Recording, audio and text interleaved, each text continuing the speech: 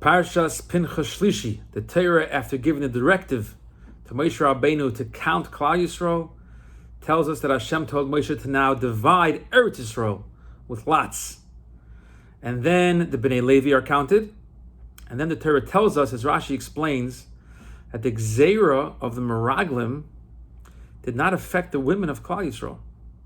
They never bought in, and they kept their emunah strong. We find by the Egel also they were strong. And even early on, the Nachash, the beginning of Chumash, understood that you start with the strongest one first. And that's Chava. That's why the Nachash started with Chava first. Because even from the beginning of time, it was well known the great strength that the women of Klal Yisrael carry. By Matan Torah also we find, it says, we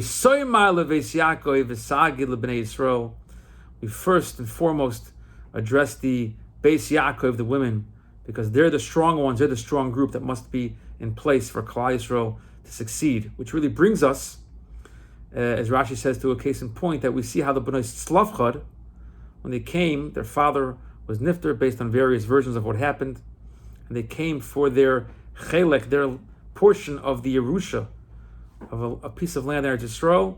They had what Rashi describes as chavivos ha'aretz. Before Hashem ask, chavivos ha'aretz, where do you see they loved the land? They loved real estate.